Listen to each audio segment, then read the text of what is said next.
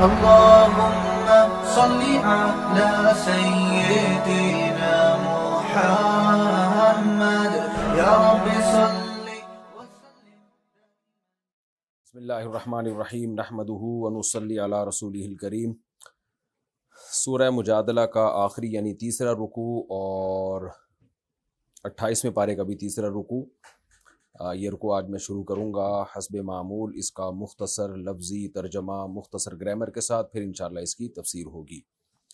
اعوذ باللہ من الشیطان الرجیم، بسم اللہ الرحمن الرحیم. الم تر الی الذین تولوا قوما غضب اللہ علیہم. اے مخاطب، کیا تو نے دیکھا نہیں ان لوگوں کی طرف تولوا قوما جنہوں نے دوست بنایا ایک ایسی قوم کو. تولوا کے بہت سارے معنی آتے ہیں. تولا پیٹھ پھیرنا بھی آتا ہے، ولی سے یہ لفظ نکلا ہو اگر تو ولی دوست کو کہتے ہیں. تولوا دوست بنانا، موالات. تولوا قوما جنہوں نے دوست بنایا ایسی قوم کو غضب اللہ علیہم کہ اللہ کا غضب ہوا ان پر. ما ہم منکم ولا منہم، نہیں ہے یہ لوگ، یعنی جنہوں نے یہودیوں کو دوست بنایا، اس قوم کو دوست بنایا جن پر اللہ کا غضب ہوا، نہ وہ تم میں سے ہیں، ولا منہم اور نہ ان یہود میں سے ہیں وہ. وَيَحْلِفُونَ عَلَى الْكَذِبِ اور یہ حلف اٹھاتے ہیں جھوٹ پر، یعنی جھوٹی قسم اٹھاتے ہیں. وَهُمْ يَعْلَمُونَ جبکہ انہیں معلوم بھی ہے کہ ہم جھوٹے ہیں، یا انہیں معلوم بھی ہے کہ جھوٹی قسم کا انجام کتنا برا ہوتا ہے. اعد اللہ لہم عذابا شدیدا تیار کر رکھا ہے ان کے لیے اللہ نے سخت عذاب. اعداد تیار کرنا، کئی بار یہ لفظ آ چکا ہے. انہم ساء ما کانوا یعملون بے شک ساء کتنا ہی برا ہے ما وہ عمل کانوا یعملون جو یہ لوگ کرتے ہیں. اتخذوا ایمانہم ٹھہرا لیا ہے انہوں نے اپنی قسموں کو. یمین قسم کو کہتے ہیں، ایمان اس کی جمع. ٹھہرا لیا ہے، بنا لیا ہے انہوں نے اپنی قسموں کو. جنتاً ڈھال بنا لیا ہے، یعنی جس کی وجہ سے یہ مسلمانوں کے طعنوں سے اور سزا سے بچ جاتے ہیں جھوٹی قسم کھا کے. تو جھوٹی قسم کو انہوں نے ڈھال بنا لیا ہے. فصدوا عن سبیل اللہ پس روکا انہوں نے لوگوں کو اللہ کے راستے سے. فلہم عذاب مہین بس ان کے لیے ہے عذاب رسوا کرنے والا عذاب. ایسا عذاب آئے گا جس سے یہ رسوا ہو جائیں گے. لن تغنی عنہم اموالہم ہرگز نہیں فائدہ پہنچائے گا انہیں ان کا مال. ولا اولادہم اسی طرح نہ ان کی اولاد ان کو فائدہ پہنچا سکتی ہے. من اللہ اللہ تعالیٰ سے شیئن ذرا بھی، یعنی اللہ کے عذاب سے. من اللہ کا مطلب من عذاب اللہ، اللہ کے عذاب سے ان کو ان کی مال اور اولاد شیئن ذرا بھی فائدہ نہیں پہنچا سکتے. اولئک اصحاب النار یہ لوگ آگ والے لوگ ہیں. ہم فیہا خالدون اور اس آگ میں یہ ہمیشہ رہیں گے.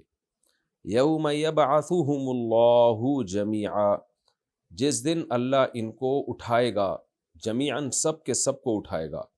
فیحلفون لہ یہ قسمیں اٹھائیں گے اللہ کے لیے. کما یحلفون لکم جیسے کہ یہ لوگ تمہارے لیے قسمیں اٹھاتے ہیں. وَيَحْسَبُونَ اور یہ گمان کر رہے ہیں، حسب یحسب گمان کرنا، انہم علی شیء کہ یہ کسی چیز پر ہیں، یعنی کسی مقام اور مرتبے پر ہیں. الا انہم ہم الکاذبون خبردار یہ لوگ جھوٹے ہیں. استحوذ علیہم الشیطان استحواذ غلبہ حاصل کر لینا. استحوذ غلبہ حاصل کر لیا ہے علیہم ان پر الشیطان شیطان نے، شیطان غالب آ گیا ان پر. فَأَنْسَاهُمْ پس انہیں بھلا دیا ہے. نسیہ ینسا نسیانن بھولنا، انسا بھلا دینا، باب افعال. انساہم انہیں بھلا دیا ہے ذکر اللہ اللہ کی یاد. اولئک حزب الشیطان یہ شیطان کی جماعت ہے. الا خبردار ان حزب الشیطان هم الخاسرون شیطان کی جو جماعت ہے وہی خسارے والی ہے. ان الذین یحادون اللہ ورسولہ بے شک وہ لوگ جو مخالفت کرتے ہیں اللہ کی اور اس کے رسول کی. اولئک فی الاذلین یہ لوگ رسوا لوگوں کے مقام میں ہیں. دیکھیں ذلیل کسے کہتے ہیں؟ مسخر ہونا. ذلولن سورہ ملک میں ہے نا، هو الذی جعل لکم الارض ذلولا، اللہ نے تمہارے لیے زمین کو مسخر کر دیا، تابع کر دیا، جیسے سواری تابع ہوتی ہے نا، آپ کے ماتحت ہو جاتی ہے، تو ذلیل اس کو بھی کہتے ہیں جو رسوا ہو جائے، کیونکہ وہ آپ کے بالکل غلام ہو جاتا ہے آپ کا، تو اس معنی میں بھی یہ لفظ استعمال ہوتا ہے۔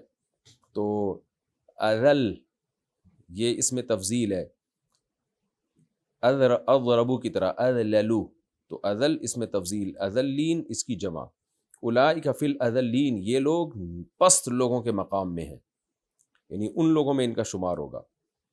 کتب اللہ لکھ دیا ہے اللہ تعالیٰ نے، لأغلبن کہ ضرور بالضرور غالب آؤں گا، انا میں، ورسلی اور میرے پیغمبر ہی غالب آئیں گے اور میں غالب آؤں گا۔ ان اللہ قوی عزیز، بے شک اللہ تعالیٰ طاقتور اور غالب ہے۔ لا تجد قوما نہیں پاؤ گے تم ایک ایسی قوم کو، یؤمنون باللہ والیوم الآخر جو اللہ پر اور آخرت کے دن پر ایمان رکھتی ہو، یوادونا پھر وہ محبت کرتی ہو، محبت کا تعلق رکھتی ہو، ودہ یودو، ودہ یودو، ودیدہ یوددو تھا اصل میں، اس کا معنی بہت زیادہ محبت کرنا، جیسے ودود ہے نا قرآن میں، وہو الغفور الودود، تو وادہ اصل میں تھا واددہ یوادیدو، زاربہ یزاربو کی طرح، تو کسی دوسرے سے محبت کرنا، یعنی اس میں شرکت پائی جاتی ہے۔ تو آپ ایسی قوم کو ایسی قوم کو نہیں پائیں گے جو اللہ پر اور آخرت پر ایمان رکھتی ہو، یوادونا کہ وہ محبت کرے، من حاد اللہ و رسولہ ان لوگوں سے جو اللہ اور اس کے رسول کی مخالفت کرے، یعنی جو قوم اللہ پر اور آخرت پہ ایمان رکھتی ہو، آپ کبھی بھی ایسی قوم کو ان لوگوں سے محبت کرنے والا نہیں پائیں گے جو اللہ اور اس کے رسول سے دشمنی رکھتے ہوں، اللہ اس کے رسول کی مخالفت کرتے ہوں۔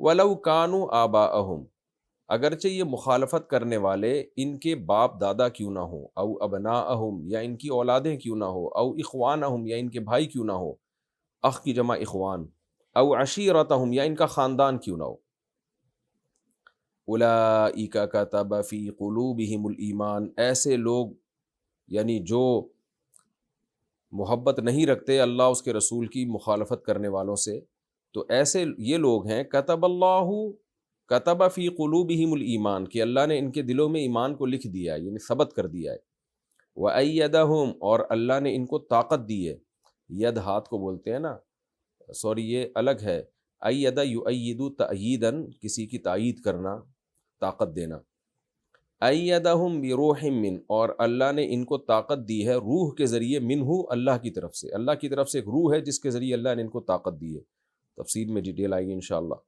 وَيُدْخِلُهُمْ جَنَّاتٍ اور اللہ ان کو داخل کرے گا باغات میں، تجری من تحتها الانہار جن باغات کے نیچے نہریں بہتی ہوں گی، خالدین فیہا ان باغات میں یہ ہمیشہ رہیں گے، رضی اللہ عنہم اللہ راضی ہوا ان سے، ورضوا عنہ اور یہ راضی ہوئے اللہ سے، اولئک حزب اللہ یہ اللہ کی جماعت ہے، الا ان حزب اللہ هم المفلحون خبردار سنو اللہ کی جماعت وہی کامیاب ہے۔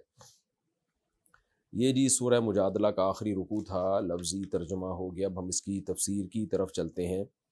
الم تر الی الذین تولوا قوما غضب اللہ علیہم، پچھلے رکوع میں آپ کو معلوم ہے منافقین کا اور یہودیوں کا تذکرہ تھا، یہود کیا سرگوشیاں کیا کرتے تھے تاکہ مسلمانوں کو تکلیف ہو، اور منافقین نبی کی محفل میں آ کے بیٹھا کرتے تھے اور ایسی سرگوشیاں کیا کرتے تھے جو اسلام کے خلاف ہوتی تھیں، اور پھر یہود سے دوستیاں بھی لگاتے تھے، اصل میں تو ہوتے ہی یہودی مذہب کے ہی تھے، لیکن مسلمانوں میں آ کے کہتے کہ ہم مسلمان ہیں، اور یہودیوں کو جا کے جو کافر تھے ان کو کہتے ہم تمہارے ساتھ ہیں، تو بس نہ ادھر کے نہ ادھر کے۔ تو اللہ تعالیٰ نے فرمایا کہ تم نے ایسی قوم دیکھی، تولوا قوماً ایک پہلا جرم تو وہ یہ کرتے ہیں کہ ایک ایسی قوم سے دوستی کرتے ہیں غضب اللہ علیہم جن پر اللہ نے غضب نازل کیا ہے، یعنی اب اسلام آ گیا اور اتنی پاکیزہ تعلیمات ہیں اسلام کی، محمد صلی اللہ علیہ وسلم کی، آپ کے اصحاب کی، اسے چھوڑ کر تم جا رہے ہو اس قوم کی طرف جس پر اللہ نے غضب نازل کیا ہے، جنہوں نے اپنے پیغمبروں کو ستایا، اور ان کے احوال تم نے پڑھے ہیں قرآن میں، تو پاکیزہ پیغمبر کو اور ان کے پاکیزہ اصحاب کو چھوڑ کر اسلام دشمنوں سے تم دوستی لگاتے ہو، تو اے نبی ایسی قوم کو دیکھا آپ نے، یعنی یہ تعجب کا صیغہ ہے کہ کیسے بدبخت لوگ ہیں. ما ہم منکم، فرمائے یہ جو منافق ہیں نہ تو یہ تم میں سے ہیں، ولا منہم، اور نہ ان میں سے ہیں، ان کو بھی بیوقوف بنا رہے ہیں. یہ انہیں کوئی ضرورت پڑی نا تو یہ ان کے بھی کام نہیں آئیں گے، ان کو بس فائدہ حاصل اٹھانا ہے. یہ چڑھتے سورج کو سلام کرنے والے لوگ ہیں، جہاں ان کو فائدہ ملے گا وہاں چلے جائیں گے. یہ تو جو کہیں کے نہ ہو تو اس کی زندگی کیسی گزرتی ہے. اور ظاہر ہے ایسے لوگوں کے لیے جھوٹ ضروری ہے. جھوٹ کے بغیر ایسے لوگ چل نہیں سکتے کہ جو نہ ادھر کے نہ ادھر کے. تو اس لیے اللہ نے ان کے جھوٹ کا تذکرہ کیا. فرمایا وَيَحْلِفُونَ عَلَى الْكَذِبِ، یہ جھوٹی باتوں پہ قسمیں بھی اٹھا لیتے ہیں. وَهُمْ يَعْلَمُونَ، جبکہ ان کو پتہ ہے کہ ہم جھوٹ بول رہے ہیں، یا ان کو پتہ ہے کہ جھوٹ اور جھوٹی قسم کا انجام کتنا خطرناک ہوتا ہے. تو اعد اللہ لہم عذابا شدیدا، اللہ نے ان کے لیے تیار کر رکھا ہے سخت عذاب. انہم ساء ما کانوا یعملون، یہ وہ لوگ ہیں کہ کتنا ہی برا ہے وہ کام جو یہ کر رہے ہیں، کتنا ہی برا کام. ایک طرف ہو جاؤ بھائی تم. اتخذوا ایمانہم، انہوں نے ٹھہرا رکھا ہے اپنی قسموں کو، جنتاً، ڈھال. جب پکڑے جاتے تھے نا کہ بھئی تم تو وہاں بیٹھے ہوئے تھے یہودیوں کے ساتھ سرگوشی کر رہے تھے، تم کیا کر رہے تھے، تو پھر جھوٹی قسمیں اٹھاتے تھے تاکہ مسلمانوں کی سزا سے بچ سکیں کہ اللہ کی قسم ہم تو اپنے ذاتی کام سے گئے ہوئے تھے، اللہ کی قسم. آپ نے آج بھی دیکھا ہوگا جھوٹے لوگ بڑی بڑی باتیں کر رہے ہوتے ہیں اور ایسے خیرخواہ بن رہے ہوتے ہیں، غریبوں کے درد میں رو رہے ہوتے ہیں میڈیا کے سامنے. جیسے سب سے زیادہ درد جو ہے نا غریبوں کا انہی کے دل میں ہے، باقی تو سارے پتھر دل پیدا ہوئے ہیں دنیا میں. تو ناٹک اور ڈرامے بازیاں یہ آج بھی چل رہی ہیں. میڈیا نے تو اب ساری دنیا کو ایکسپوز کر دیا ہے. تو کوئی نبی کے عشق کے جھوٹے دعووں میں رو رہا ہوتا ہے، کوئی جو ہے وہ امت کے غم میں جھوٹے دعوے کر کے رو رہا ہوتا ہے، لوگوں سے پیسے کلیکٹ کر رہا ہوتا ہے. کوئی غریبوں کے اور یتیموں کے بے سہارا کے جو ہے نعرے لگا لگا کے وہ لوگوں سے ناجائز پیسے جمع کر رہا ہوتا ہے، اور ایسے ایسے ناٹک چل رہے ہوتے ہیں. تو مخلص لوگ بھی ہیں، لیکن جو ڈرامے باز لوگ ہوتے ہیں نا ان کا بھی پتہ چل جاتا ہے. ان کی بڑی علامتیں یہی ہوتی ہیں. تو اللہ فرماتے ہیں کہ اتخذوا ایمانہم جنتاً عن سبیل اللہ، انہوں نے اپنی قسموں کو ڈھال بنا لیا ہے. فصدوا عن سبیل اللہ، پس لوگوں کو اللہ کے راستے سے روکتے ہیں، کیونکہ ایسے لوگ بڑے خطرناک ہوتے ہیں. معصوم لوگ ان کی باتوں میں آ جاتے ہیں اور پھر سیدھے راستوں سے یہ لوگ بہکا دیتے ہیں ان کو. فلہم عذاب مہین، اللہ کہتے ہیں ان کے لیے رسوا کرنے والا عذاب ہے. لن تغنی عنہم اموالہم ولا اولادہم من اللہ شیئا، یہ بہت مال اکٹھا کر لیتے ہیں، ان کے خاندان بڑے آباد ہو جاتے ہیں، تو ان کی اولادوں کی کثرت اور ان کی مال کی کثرت ان کو اللہ کے عذاب سے ذرا بھی نہیں بچا سکتی. اولئک اصحاب النار، یہ آگ والے لوگ ہیں، ہم فیہا خالدون، جس میں یہ ہمیشہ رہیں گے. اور جیسے دنیا میں جھوٹی قسمیں اٹھاتے تھے نا، اللہ کے سامنے بھی جھوٹ بولتے ہوئے ان کو شرم نہیں آئے گی، وہاں بھی جھوٹ بولیں گے. یہ یوم یبعثہم اللہ جمیعا، جس دن اللہ ان سب کو اکٹھا کرے گا، اٹھائے گا. فیحلفون لہ، پھر یہ اللہ کے لیے بھی قسمیں اٹھائیں گے، جھوٹی قسمیں. جیسے قرآن میں اس مضمون کو بہت سارے مقامات پہ، متعدد مقامات پہ، بہت سارے تو نہیں، متعدد مقامات پہ مختلف انداز سے بیان کیا گیا ہے. قسمیں اٹھائیں گے، پھر ان کے منہ پہ مہر لگے گی، پھر جرم کا اعتراف کریں گے. تو یہ مختلف وقتوں میں مختلف مراحل ہوں گے ان کے. کما یحلفون لکم، اللہ کے لیے بھی ایسے ہی جھوٹی قسمیں اٹھائیں گے جیسے تمہارے لیے اٹھاتے ہیں. ویحسبون انہم علی شیء، اور یہ گمان کرتے ہیں کہ یہ کسی چیز پر ہیں، ان کی کوئی حیثیت ہے. یعنی یہاں مراد ہے خیر پر ہیں، کہ جب ہم یہ قسم اٹھاتے ہیں تو ہماری بھی کوئی حیثیت بن جاتی ہے اور یہ قسم ہمیں بچا لے گی. تو علی شیء ان کا مطلب کہ جھوٹی قسم اٹھا کے آپ سمجھتے ہیں نا کہ میری کوئی پوزیشن بن گئی ہے اور میں اس مصیبت سے بچ جاؤں گا. تو اللہ کہتے ہیں یہ ان کا گمان ہے، پوزیشن کچھ بھی نہیں بنی ہے. یہ بالکل ایسے ہی جیسے جھوٹ بول کے آدمی تسلی میں آ جاتا ہے کہ اب میں بچ گیا، اب میری کوئی ویلیو ہے، میں کسی بات پر ہوں، یعنی خیر کی بات پر ہوں، اب میں عافیت والے معاملے پر آ گیا ہوں. تو ایسے موقع پہ یہ کہا جاتا ہے کہ یہ سمجھتا ہے یہ کسی چیز پر قائم ہو گیا ہے. تو اللہ فرماتے ہیں ایسا نہیں ہے، یہ وقتی تمہیں ایک فائدہ مل گیا ہے، کیونکہ دنیا کا قانون یہی ہے کہ دنیا کے قوانین کا اطلاق ظاہر پر ہوتا ہے، ظاہر پر. تو ظاہری لحاظ سے جب تک کسی کے پاس گواہ نہ ہو تو اس کی قسم ہی کا اعتبار کیا جاتا ہے. تو ضروری نہیں کہ آخرت میں بچ جاؤ یا دنیا میں جو اللہ کا عذاب آئے گا اس سے بھی بچ جاؤ، یہ ضروری نہیں ہے. تو اللہ خبردار کر رہے ہیں ہمیں، الا انہم هم الکاذبون، خبردار سنو یہ لوگ جھوٹے ہیں، یعنی مسلمانوں کو خبردار کیا جا رہا ہے کہ ان سے ہوشیار رہنا۔ ٹھیک ہے دنیاوی حد تک تو ان پہ سزا جاری نہیں ہوتی، لیکن ہوشیار رہنے کی ضرورت ہے، کیونکہ اللہ بتا رہا ہے کہ ہیں یہ جھوٹے۔ استحوذ علیہم الشیطان، یہ ایسا کرتے کیوں ہیں؟ انہیں ڈر نہیں لگتا پیغمبر سید الانبیاء کے سامنے جھوٹ بولتے ہوئے، صحابہ کے سامنے جھوٹ بولتے ہوئے، پھر جھوٹی قسمیں اٹھاتے ہوئے؟ تو اللہ فرماتے ہیں اس لیے ڈر نہیں لگتا کہ شیطان ان پر غالب آ چکا ہے۔ ایک ہے شیطان کا اول مرحلہ میں کسی کو بہکانا، ہر نیک آدمی کو بھی شیطان بہکانے کی کوشش کرتا ہے، لیکن ہوتا یہ ہے کہ جب آپ مسلسل شیطان کی بات مانتے ہیں، نفس و شیطان کی بات، خواہشات کی پیروی کرتے ہیں، کرتے ہی چلے جاتے ہیں، تو پھر شیطان کا آپ پر ایسا کنٹرول ہو جاتا ہے، پھر آپ کی نہیں چل رہی ہوتی۔ پھر تو یہ ایسا ہی ہے نا جیسے گھوڑے پر آپ سوار ہوئے اور لگام آپ کے ہاتھ میں نہیں ہے، سرکش گھوڑا ہے، اور آپ نے گھوڑے کو کنٹرول کرنے کی کوشش ہی نہیں کی، تو بالآخر آپ گھوڑے کے کنٹرول میں آ جاتے ہو، پھر وہ جہاں چاہے گا آپ کو گھمائے گا۔ تو اللہ کہتے ہیں ان پر شیطان مسلط ہو چکا ہے، شیطان ان پر غالب آ چکا ہے، اب اپنی نہیں چلتی ان کی، اب شیطان کی چلتی ہے۔ ظاہر ہے جو شیطان کے کنٹرول میں چلا گیا ہو وہ اس سے کیا خیر کی توقع کی جا سکتی ہے، اس کے لیے بڑے سے بڑا جرم بھی بہت ہلکا ہے۔ فَأَنْسَاهُمْ ذِكْرَ اللَّهِ، تو شیطان نے سب سے پہلے حملہ یہ کیا کہ اللہ کی یاد سے ان کو غافل کر دیا۔ اولئک حزب الشیطان، فرمائے یہ شیطان کی جماعت ہے۔ الا ان، یعنی اب شیطان اتنا مسلط ہو چکا ہے کہ اب یہ شیطان کی جماعت میں شامل ہو چکے ہیں، یعنی شیطان کو اب ان کو گویا کہ گمراہ کرنے کی ضرورت نہیں ہے، بلکہ خود شیطان بن چکے ہیں، شیطان ہی کی جنس میں اب یہ شامل ہو چکے ہیں۔ اولئک حزب الشیطان، یہ شیطان کی جماعت ہے۔ الا ان حزب الشیطان، خبردار سنو شیطان کی جو جماعت ہے، ہم الخاسرون، وہی خسارے والی ہے۔ تو یہ کبھی بھی غالب نہیں آ سکتی، اللہ اور شیطان کا جب مقابلہ ہوگا تو شیطان کیسے جیت سکتا ہے؟ اور آگے اللہ نے فرمایا کہ ان الذین یحادون اللہ ورسولہ، وہ لوگ جو اللہ اس کے رسول کی مخالفت کرتے ہیں، اولئک فی الاذلین، وہی لوگ رسوا لوگوں میں سے شامل ہیں، کیونکہ منافقین یہ کہا کرتے تھے کہ ہم عزت دار ہیں، خاص طور پہ عبداللہ ابن ابی جو رئیس المنافقین تھا، وہ تو بڑے نعرے لگایا کرتا تھا کہ یہ غریب صحابہ ہیں اور ہم عزت دار لوگ ہیں، اس طرح کی باتیں کرتا تھا۔ کتب اللہ، کیونکہ اللہ نے یہ بات لکھ دی ہے، لأغلبن انا، کہ ضرور بھی ضرور غالب آؤں گا میں، ورسولی، اور میرے پیغمبر۔ سب پیغمبروں کو اللہ نے اس لیے شامل کیا کہ نبی صلی اللہ علیہ وسلم کا مشن، اور آدم علیہ السلام سے لے کے عیسیٰ علیہ السلام تک تمام پیغمبروں کا مشن ایک ہی تھا، اس لیے نبی صلی اللہ علیہ وسلم کا غالب آنا پیغمبروں کے مشن ہی کی تکمیل ہے۔ یہ ایسے ہی ہے جیسے باقی تمام پیغمبر بھی غالب آ گئے، کیونکہ ویژن تو سب کا ایک ہی ہے، تمام پیغمبروں کو اپنے غلبے سے مقصد نہیں تھا، اپنے ویژن کو غالب کرنا مقصد تھا کہ ہمارا ہدف پورا ہو جائے، تو وہ ہدف تو اسلام کی شکل میں ہی پورا ہوگا۔ تو اللہ فرماتے ہیں میں نے یہ بات لکھ دی ہے کہ میں اور میرے پیغمبر ہی غالب آ کر رہیں گے، تو اس لیے منافقین کی سازشیں یہ غارت جائیں گی۔ ان اللہ قوی عزیز، بے شک اللہ طاقتور بھی ہے اور غالب بھی ہے۔ تو شیطان اور شیطان کے شتونگڑوں کا مقابلہ اللہ سے ہو رہا ہے، تو غلبہ اللہ ہی کو ہوگا۔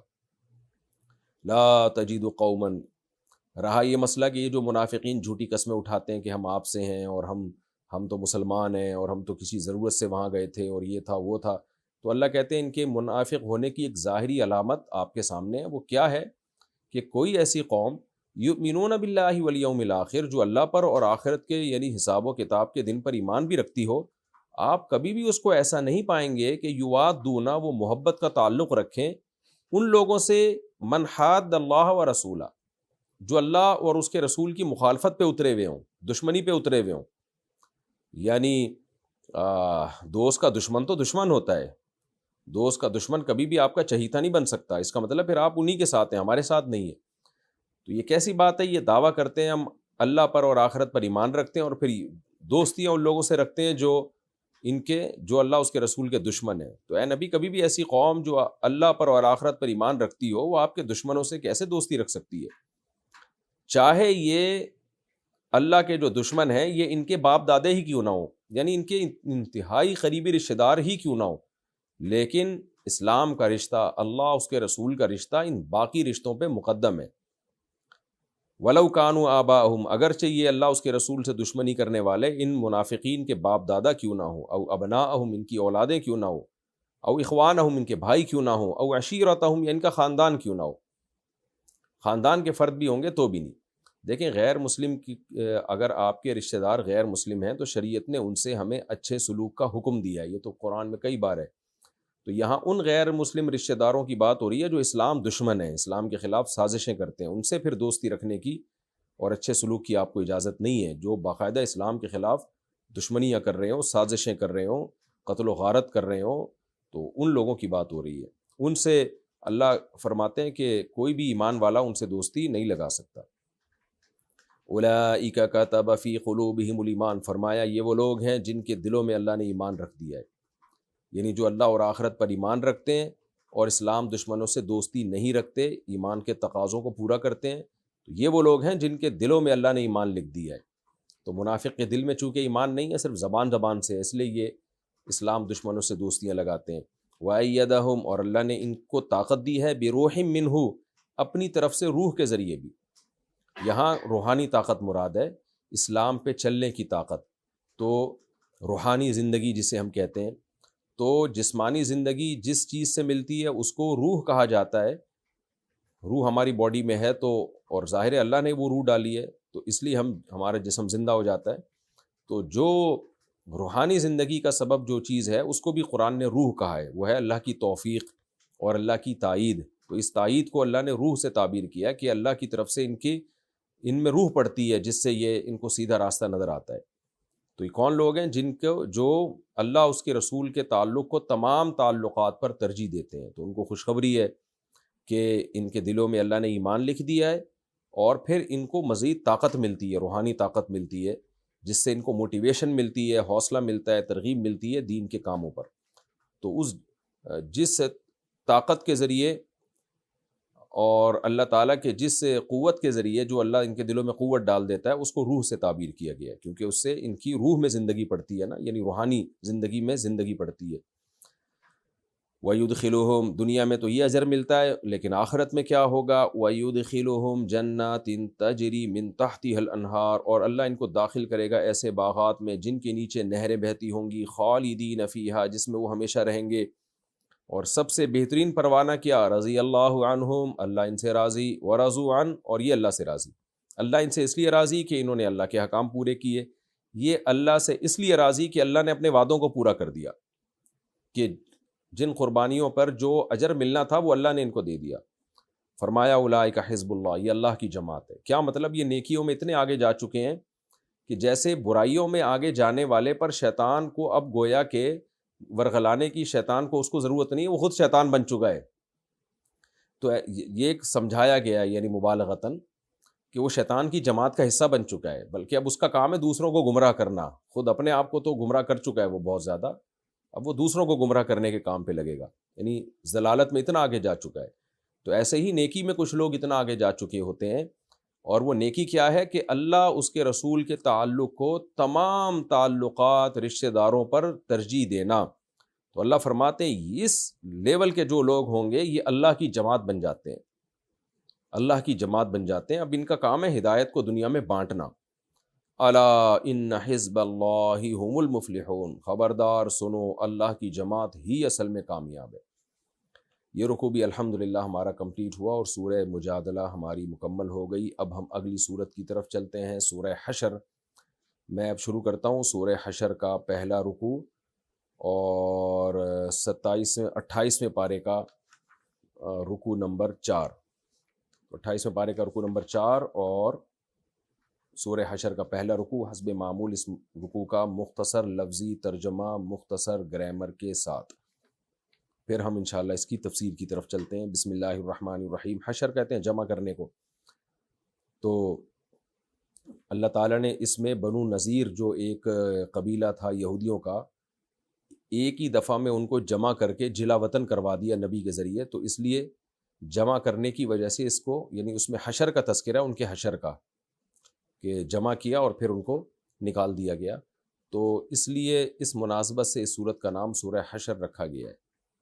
سبح للہ، پاکی بیان کی ہے اللہ کے لیے، ما فی السماواتی، ان تمام مخلوق نے جو آسمانوں میں ہے، وما فی الارض، اور جو زمین میں، وَهُوَ الْعَزِيزُ الْحَكِيمُ، وہ زبردست غالب اور حکمت والا ہے۔ هُوَ الَّذِي أَخْرَجَ الَّذِينَ كَفَرُوا، اللہ وہ ذات ہے جس نے کافروں کو نکالا، من اہل الکتاب، وہ کافر جو اہل کتاب میں سے ہیں یعنی یہودی بنو نذیر، من دیارہم اپنے گھروں سے، دار گھر کو بولتے ہیں، دیار اس کی جمع آتی ہے، اپنے گھروں سے نکالا، لی اول الحشر، پہلی ہی مرتبہ کے حشر میں، یعنی ایک ہی دفعہ جمع کر کے۔ تو یہ پہلی مرتبہ کا مطلب یہ بھی ہو سکتا ہے کہ اس میں اشارہ ہے کہ دوبارہ بھی یہ حشر ہوگا۔ چنانچہ پھر خیبر سے ان کو نکالا گیا حضرت عمر کے دور میں، ان کو اپنے قلعوں سے مدینہ سے نکالا گیا، نبی صلی اللہ علیہ وسلم نے نکالا، دوبارہ پھر حضرت عمر نے، اس وقت یہ خیبر اور شام چلے گئے تھے، تو دوبارہ حضرت عمر نے خیبر سے بھی نکال دیا۔ تو اول کے لفظ میں اس طرف بھی اشارہ ہے، اور اول کا مطلب یہاں پر ضروری نہیں کہ یعنی دوبارہ بھی ان کو نکالا جائے گا، یعنی اشارہ ہے اس طرف، صراحتاً اس لیے نہیں کہا کہ اول کا لفظ پہلی مرتبہ کوئی کام اگر ہونا، بے شک وہ دوبارہ نہ بھی ہو، تو اس کے لیے بھی اول کا لفظ استعمال ہوتا ہے، کیونکہ یہود کے ساتھ ایسا کبھی بھی نہیں ہوا تھا۔ مدینہ میں بہت آرام سے یہ لوگ رہ رہے تھے اور کوئی تصور بھی نہیں کر سکتا تھا یہاں سے نکلیں۔ حضرت مولانا اشرف علی تھانوی نے اس آیت کو سمجھانے کے لیے بڑی اچھی مثال دی ہے کہ ہم کہتے ہیں نا کسی خاتون کے ہاں پہلا بچہ پیدا ہو، تو ہم کہتے ہیں پہلی بار اس کے ہاں بچہ ہوا ہے، حالانکہ ممکن ہے کہ دوبارہ بچہ نہ ہو، لیکن جو کام فرسٹ ٹائم ہوتا ہے اس کو بھی اول کہا جاتا ہے۔ تو لِأَوَّلِ الْحَشَرِ، اللہ فرماتے ہیں اس نے کافروں کو، جو اہل کتاب میں سے کافر تھے، ان کو نکالا اپنے گھروں سے، لِأَوَّلِ الْحَشَرِ، لام یہاں وقت بیان کرنے کے لیے، لام بعض دفعہ توقید کے لیے آتی ہے، ٹائم بیان کرنے کے لیے کہ یہ کس وقت ہوا، لِأَوَّلِ الْحَشَرِ، اس وقت ہوا جب پہلی مرتبہ ان کو جمع کر کے نکالا گیا۔ ما ظننتم، تم یہ گمان نہیں رکھتے تھے، ان یخرجوا، کہ یہ نکل جائیں گے، وظنوا، اور ان کا گمان یہ تھا کہ انہم، کہ یہ لوگ، مانعتہم حصونہم، مانع اردو میں بہت لفظ یہ استعمال ہوتا ہے روکنے والا، کہتے ہیں یہ اس سے مانع کیا ہے آپ کو، یعنی اس سے کیا چیز روک رہی ہے، اور مانعہ یہ مؤنث ہے، تو حصن عربی میں قلعے کو بولتے ہیں، حصون اس کی جمع آتی ہے، تو جمع عربی میں مؤنث ہوتی ہے، تو اس لیے مانع کے بجائے مانعہ، کہ ان یہودیوں کا یہ خیال تھا کہ انہم مانعتہم حصونہم، کہ ان کے جو قلعے ہیں یہ ان کو روک لیں گے، من اللہ، اللہ سے، یعنی من عذاب اللہ، اللہ کے عذاب سے روک سکتے ہیں۔ فَأَتَاهُمُ اللَّهُ، اللہ ان کے پاس آیا، من حیث لم يحتسبوا، وہاں سے جہاں سے ان کا گمان بھی نہیں تھا۔ اللہ آنے کا مطلب یہ کہ اللہ نے ان کو سزا دی، ان پر وار کیا ایسے طریقے سے جہاں سے ان کا گمان بھی نہیں تھا۔ تفسیر میں ڈیٹیل آئے گی انشاءاللہ۔ وَقَذَفَ فِي قُلُوبِهِمُ الرُّعْبَ، اور پھینک دیا، قذف پھینکنے کو کہتے ہیں، ڈال دیا ان کے دلوں میں روب۔ پھینکنے کا لفظ اس لیے استعمال کیا قذف کہ مضبوطی سے ان کے دلوں میں روب ڈال دیا، گویا ایسے کر کے دے مارا روب۔ جب ہم کوئی چیز مضبوطی سے کسی چیز کی طرف ڈالتے ہیں تو وہ قرار وہاں جا کے نا وہ گویا چپک جاتی ہے، اس میں قرار پکڑ لیتی ہے، یعنی مسلمانوں کا روب ڈال دیا۔ یخربون، خراب کر رہے تھے، اخربا یخربی، خراب جو اردو میں بھی لفظ استعمال ہوتا ہے، یخربون بیوتہم، یہ اپنے گھروں کو خراب کر رہے تھے، بِأَیْدِیہم، اپنے ہاتھوں سے، وَأَیْدِی الْمُؤْمِنِین، اور مومنین کے ہاتھوں سے، فَاعْتَبِرُوا یا اُولی الْأَبْصَارِ، بس عبرت حاصل کرو اے نگاہ والو، آنکھوں والو، یعنی دیکھنے والو، عبرت حاصل کرو۔ وَلَوْلَا أَن كَتَبَ اللَّهُ عَلَيْهِمُ الْجَلَاءَ، اگر ایسی بات نہ ہوتی کہ اللہ نے ان پر جلا کو، یعنی جلا وطنی، اس کو جلا کہتے ہیں، جلا وطنی لکھ دی ہوتی، لَعَذَّبَهُمْ فِي الدُّنْيَا، تو اللہ ان کو دنیا میں عذاب دیتا، ان پر جلا وطنی لکھ دی تھی، جلا وطن کر دیا گیا، ورنہ اس سے بڑے عذاب میں مبتلا ہوتے۔ وَلَهُمْ فِي الْآخِرَةِ عَذَابُ النَّارِ، اور ان کے لیے آخرت میں آگ کا عذاب ہے۔ یہ سب کیوں؟ ذَلِكَ بِأَنَّهُمْ شَاقُّوا اللَّهَ وَرَسُولَهُ، یہ عذاب اس لیے کہ انہوں نے اللہ اور اس کے رسول سے دشمنی کی ہے، مخالفت کی ہے۔ شاق یہ لفظ گزر چکا ہے کئی بار۔ وَمَن يُشَاقِ اللَّهَ، یہ بھی باب مفعول ہے، شاق یشاق، اصل میں شاق یشاقق تھا، اور جو اللہ سے مخالفت کرتا ہے، اللہ کی مخالفت کرتا ہے، اللہ سے دشمنی مول لیتا ہے، فَإِنَّ اللَّهَ شَدِيدُ الْعِقَابِ، تو بے شک اللہ سخت عذاب والا ہے۔ ما قطعتم من لینۃ او ترکتموها قائمۃ علی اصولها، جو کچھ تم نے کھجوروں کے تنے کاٹے، قطعتم، قطعتم کا معنی قطع کرنا، من لینتن، لینا کہتے ہیں کھجور کے تنے کو، او ترکتموہا قائمتن، یا تم نے اس کو چھوڑ دیا قائمتن اپنے حال پہ، یعنی جو مال فہ میں جو انہوں نے کھجوروں کے تنے کاٹے ہیں نا، یہودیوں کے قلعے پہ قبضہ کرنے سے پہلے جو باغ کے تنے کاٹے تھے، تفسیر میں ڈیٹیل آئے گی انشاءاللہ۔ او ترکتموہا قائمتن، یا تم نے ان کھجوروں کو اپنے حال پہ چھوڑ دیا، علی اصولہا، چھوڑ دیا ان کو اپنے تنوں پر یا اپنی جڑوں پر، اصل جڑ کو، اور جس چیز پہ بھی درخت کھڑا ہوتا ہے اس سب پر اصل کا اطلاق ہوتا ہے، اپنے اصول یعنی اپنے تنوں پر جن درختوں کو تم نے باقی چھوڑ دیا، فبإذن اللہ، تو یہ اللہ کے حکم سے ہے، یعنی درختوں کا کاٹنا بھی اور درختوں کا اپنے حال پہ چھوڑنا بھی۔ وَلِيُخْزِيَ الْفَاسِقِينَ، اور یہ سب اس لیے ہوا تاکہ یہ چیز رسوا کر دے فاسقوں کو، اخزا کا معنی ذلیل کرنا، یعنی یہ جو یہود تھے یہ اور مزید رسوا ہو جائیں۔ وَمَا أَفَاءَ اللَّهُ عَلَى رَسُولِهِ، اور جو کچھ دیا اللہ تعالیٰ نے اپنے رسول کو، دیکھیں افا، فا یفیعو کا معنی ہوتا ہے لوٹنا، افا کا معنی لوٹانا، لیکن یہاں ایک اصطلاح کے معنی میں یہ لفظ استعمال ہوا ہے، جب کوئی بھی علاقہ بغیر جنگ کے فتح ہو جائے اور اس میں جو مال غنیمت ملتی ہے اس مال غنیمت کو مال فے کہتے ہیں، کیونکہ وہ اللہ نے گویا اٹھا کے مفت میں دے دیا ہمیں، تو اس کو کہا جاتا ہے مال فے۔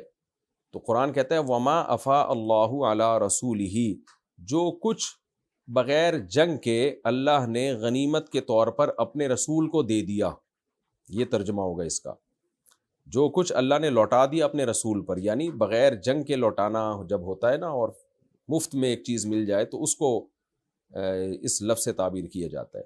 جو ہم اس کا آسان ترجمہ یوں کریں گے کہ اللہ نے اپنے رسول کو جو کچھ دیا بطور مال فے کے، اور فے کا مطلب آپ کو میں نے بتا دیا کہ بغیر جنگ کے جو مال غنیمت آتی ہے اس کو مال فے کہا جاتا ہے۔ منہم، ان یہودیوں میں سے، یعنی ان یہودیوں کے اموال میں سے، منہم کا مطلب من اموالہم، ان کے مالوں میں سے جو کچھ اللہ نے اپنے رسول کی طرف لوٹا دیا، فما، تو وہ غنیمت ہے کہ فما اوجفتم علیہ، تو تم نے نہیں دوڑائے ان کے اوپر، من خیل، گھوڑے، ولا رکاب، اور نہ اونٹ، یعنی وہ مال ہے کہ جس میں تم نے گھوڑے نہیں دوڑائے اور نہ سواریاں دوڑائی ہیں، یعنی اونٹ کی سواریاں، یہ کنایا ہے سفر سے، کیونکہ یہ جو بنو نذیر تھے نا، جہاں یہ مدینہ سے 2 میل کے فاصلے پر ان کا علاقہ تھا، تو یہاں نہ تم نے گھوڑے دوڑائے، یعنی کوئی جنگ بھی نہیں ہوئی جو گھوڑوں سے ہوتی ہے، اور نہ لمبے سفر ہوئے تمہارے جو اونٹوں سے ہوتے ہیں، تو تمہاری کوئی محنت نہیں ہے اس میں۔ وَلَٰكِنَّ اللَّهَ، لیکن اللہ تعالیٰ، يُسَلِّطُ رُسُولَهُ عَلَىٰ مَن يَشَاءُ، اپنے پیغمبروں کو جس پر چاہتا ہے غالب کر دیتا ہے۔ تو اللہ نے یہودیوں کے دل میں پیغمبر کا روب ڈال دیا جس کی وجہ سے فتح ہو گئی بغیر جنگ کے، تو یہ وہ مال ہے جو اللہ نے اپنے رسول کو اس طرح سے دیا ہے۔ میں دوبارہ ترجمہ کر دیتا ہوں، اور جو کچھ اللہ نے اپنے رسول کو ان یہودیوں کے اموال میں سے بطور مال فے کے دیا، تو یہ وہ مال ہے کہ تم نے اس پر ما اوجفتم علیہ من خیل، تم نے اس پر نہ تو گھوڑے دوڑائے، ولا رکاب، اور نہ رکاب، یہ کنایا، رکاب کجاوے کو بولتے ہیں جو اونٹ پہ رکھا جاتا ہے، تو کنایا ہے یہ اونٹ سے، تو نہ اونٹ دوڑائے تم نے۔ ولیکن اللہ، لیکن ہوا یہ ہے کہ اللہ تعالیٰ یسلط رسلہ علی من یشاء، اپنے رسولوں کو جس پر چاہتا ہے مسلط کر دیتا ہے، تو یعنی یہاں بھی ایسا ہی ہوا ہے۔ تو یہ وہ مال نہیں ہے جو جنگ کے ذریعے ملتا ہے، بلکہ یہ تو مفت میں تمہیں ملا ہے مال، تو اس کا حکم آگے بیان کیا جا رہا ہے۔ واللہ علی کل شیء قدیر، اللہ ہر چیز پر قدرت رکھتا ہے۔ تو ایسے مال کا حکم کیا ہے کہ ما افاء اللہ علی رسولہ من اہل القری، جو بھی اللہ تعالیٰ اپنے رسول کو بطور فے کے دے گا، مال فے کے طور پر دے گا، من اہل القری، بستیوں والوں میں سے، یعنی آئندہ بھی جب ایسا ہوگا، کہیں بھی بستی سے لڑائی ہو اور اس سے مال غنیمت مل جائے اور وہ بستی بغیر جنگ کے فتح ہو جائے، تو اس مال کا حکم کیا ہے؟ فَلِلَّهِ وَلِلرَّسُولِ، وہ اللہ کا ہے، اللہ کے رسول کا ہے، یعنی وہ اس مال غنیمت میں نہیں ہے۔ یسألونک عن الانفال میں جس کا تذکرہ گزرا ہے، سورہ انفال میں ہے نا مال غنیمت کے حکام، تو یہ اس میں نہیں ہے، بلکہ یہ اللہ کا ہے، اللہ کے رسول کا ہے، وَلِذِي الْقُرْبَى، اور قرابت داروں کا ہے، مراد نبی کے قرابت دار ہیں یہاں پہ، والیتاما، اور یتیموں کا ہے، والمساکین، اور غریبوں کا ہے، وابن السبیل، مسافروں کا ہے، اتنے قسم کے لوگوں میں یہ تقسیم کیوں ہوگا؟ کئی لا یکون دولتم بین الاغنیاء منکم، تاکہ یہ مال گھومتا نہ رہے بین الاغنیاء مالداروں کے درمیان، منکم تم میں سے۔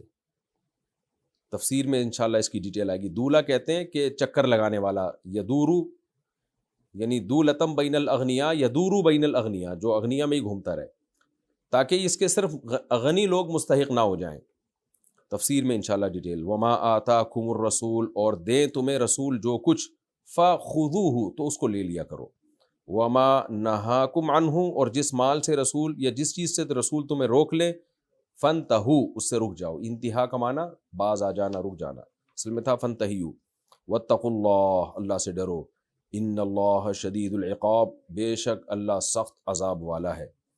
للفقراء، اس مال کے مستحق وہ فقیر ہیں، المہاجرین جنہوں نے ہجرت کی، الذین اخرجوا من دیارہم جنہیں نکال دیا گیا اپنے گھروں سے یعنی مکہ سے، واموالہم اور اپنے مالوں سے بھی نکال دیا گیا یعنی مال بھی ان سے چھین لیے گئے، یبتغون فضلا من اللہ یہ تلاش کرتے ہیں اللہ کے فضل کو، ورضوانا اور اس کی رضا کو، وینصرون اللہ ورسولہ اور اللہ اور اس کے رسول کی مدد بھی کرتے ہیں یعنی اللہ کے دین کی مدد کرتے ہیں۔ ظاہر ہے مہاجرین کی بڑی قربانیاں تھی۔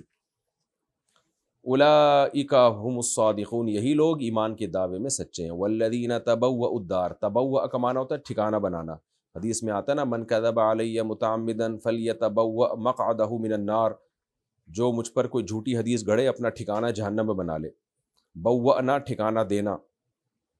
والذین تبوؤا الدار اور وہ لوگ جنہوں نے دار کو ٹھکانہ بنایا، دار سے دار الاسلام مراد ہے اور یہاں مراد اس سے مدینہ ہے، یعنی مدینہ کو جنہوں نے ٹھکانہ بنایا پہلے سے ہی یعنی انصار جو ہیں، والایمان اور ایمان کو بھی ٹھکانہ بنایا انہوں نے یعنی پہلے سے ہی، من قبلہم ان مہاجرین سے پہلے، یعنی ان مہاجرین کی ہجرت سے پہلے جن لوگوں نے مدینہ میں ٹھکانہ بنایا ہوا تھا اور ایمان کو بھی ٹھکانہ بنا لیا تھا انہوں نے، یہ کنایا ہے کہ مضبوط ایمان تھا ان کا اور پہلے ہی مسلمان ہو گئے اور پہلے سے ہی مدینہ میں رہتے تھے یعنی انصار۔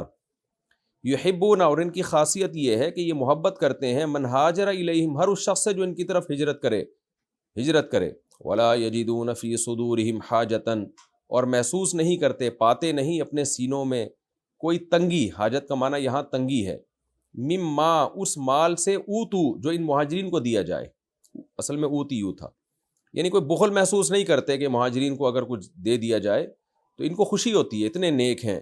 وَيُؤْثِرُونَ عَلَىٰ أَنفُسِهِمْ اور ترجیح دیتے ہیں اپنی ذات پر، یعنی دوسروں کو ترجیح دیتے ہیں اپنی ذات پر، وَلَوْ كَانَ بِهِمْ خَصَاصَةٌ اگرچہ ان کو حاجت کیوں نہ ہو، خصاصہ بھوک کو بھی کہتے ہیں، حاجت کو بھی کہتے ہیں، بھوک یعنی اگرچہ ان کو ضرورت کیوں نہ ہو پھر بھی یہ دوسرے کو اپنی جان پہ اپنی ذات پہ ترجیح دیتے ہیں۔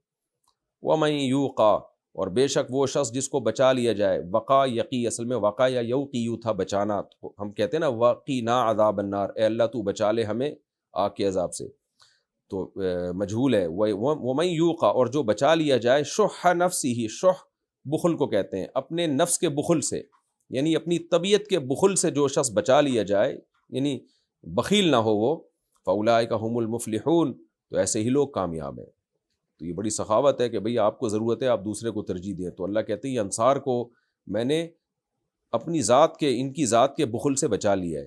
والذین جاءوا من بعدہم اور وہ لوگ جو ان کے بعد آتے ہیں، چاہے ابھی آ چکے ہوں یا قیامت تک جو بھی اہل ایمان آئیں گے، یقولون وہ یہ کہتے ہیں، ربنا اے ہمارے رب، اغفر لنا تو ہماری مغفرت کر دے، ولی اخوانینا اور ہمارے ان بھائیوں کی بھی مغفرت کر دے، الذین سبقونا بالایمان جو ہم سے سبقت لے گئے ایمان میں، یعنی اے اللہ جو ہم سے پہلے انصار مہاجرین گزرے ہیں جو ایمان لائے تو ان سب کی مغفرت کر دے، ولا تجعل فی قلوبنا غلا اور نہ بنا تو ہمارے دلوں میں کوئی کینہ، للذین آمنوا ان لوگوں کے لیے جو ایمان لائے یعنی جو پہلے گزر چکے ہیں، ان سے ہمیں محبت نصیب فرما، ان کا بوجھ ہمارے سینوں میں نہ رکھنا۔ ربنا اے ہمارے رب، انکا رؤوف الرحیم بے شک تو شفقت کرنے والا، نرمی کرنے والا، رحیم رحم کرنے والا ہے۔ یہ رکوع اس کا لفظی ترجمہ مختصر گرامر کے ساتھ کمپلیٹ ہو گیا۔ انشاءاللہ اگلے ایپیسوڈ میں اس کی تفسیر شروع کروں گا، یعنی اگلا ایپیسوڈ ہم شروع کریں گے سورہ حشر کا پہلا رکوع اور 28ویں پارے کا رکوع نمبر 4، اس کی تفسیر سے انشاءاللہ میں اگلا درس شروع کروں گا۔ اللہ تعالی ہمیں سمجھنے کی، عمل کی توفیق عطا فرمائے۔ وما علینا الا البلاغ۔